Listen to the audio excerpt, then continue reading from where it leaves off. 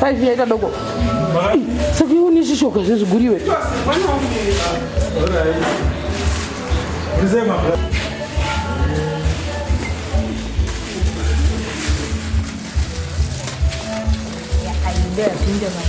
Esse homem. Esse uru.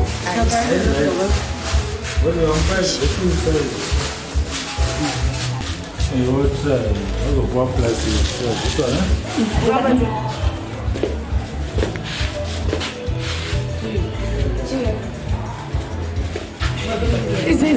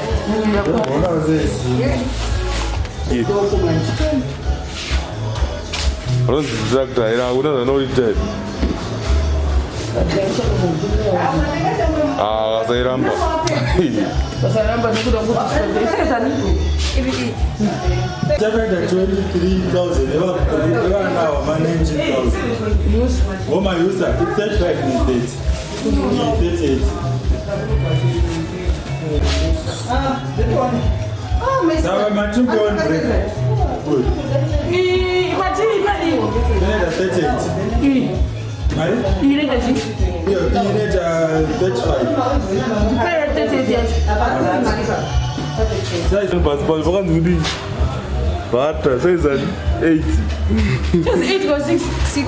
6, alright, yeah. This one? Right. What's that?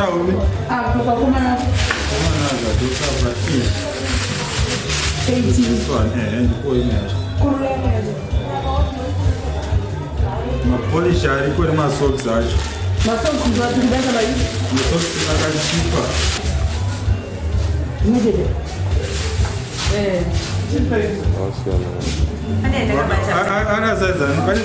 Yeah, pizza. Yeah, pizza. Maybe a pizza. Yeah, pizza. And you. That is true.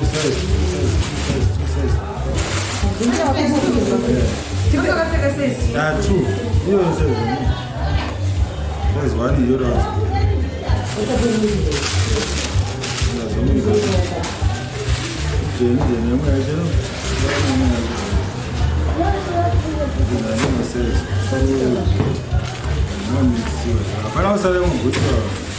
Oh, what are you doing about it?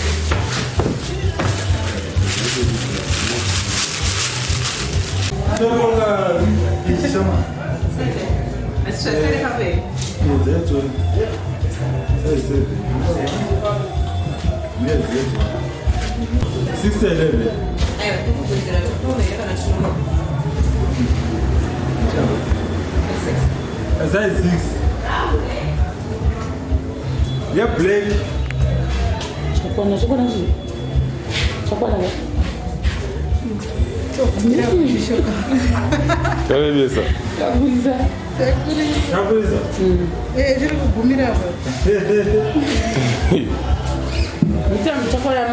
What color is it? Next. Yeah,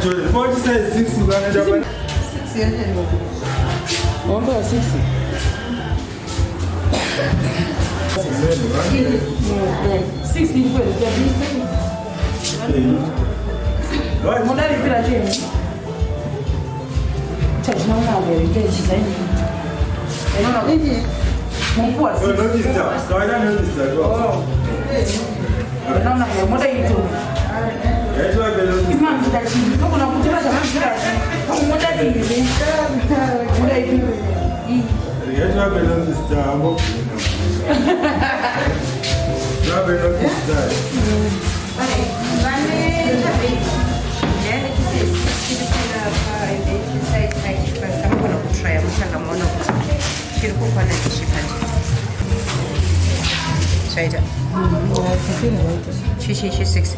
6 it's okay. Yeah, no, it's a mess of sand.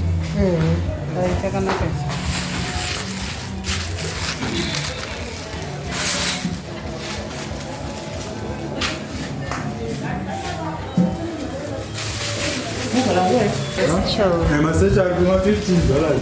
Yes.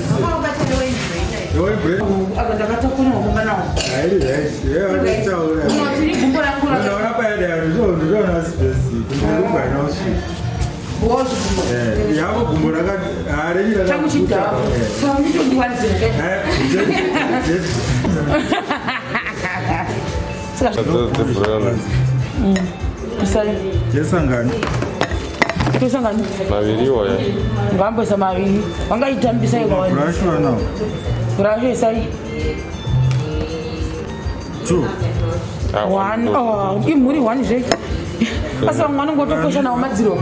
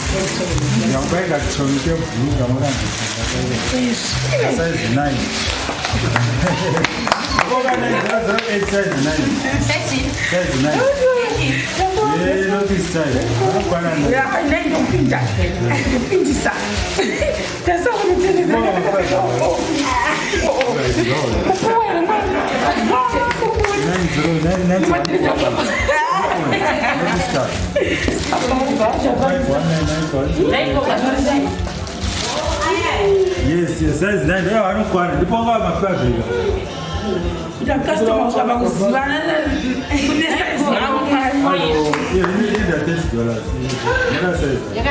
one. Just in my food, I just get some cash. That's one cheap. That's one nice.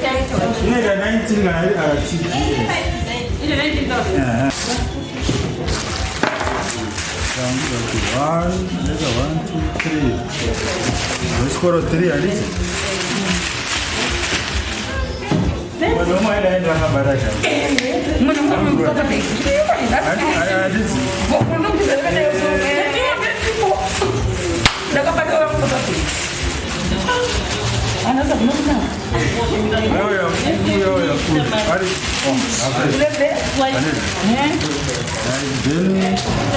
This one will say 200. That's why we need at 23,000 euro. And I was 35 years. I know what's in there, but 35 I might take that job. It's wedding. Right? My body just I'm going to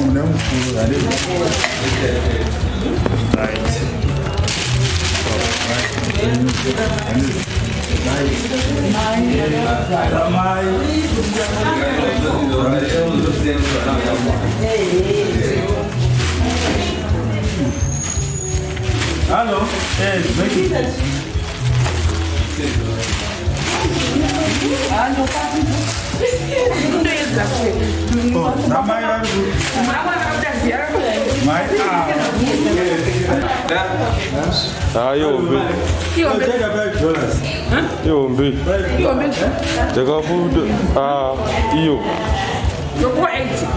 you Inchi 9. Ah, don't go. 28 yacho ni vuti.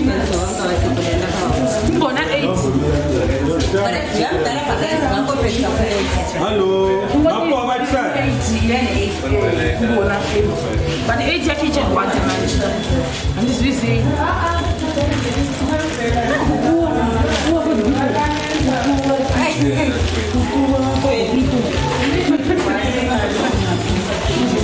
Nada one nada pa tupe kwa wewe mali. Mfambe mkuru wa shida.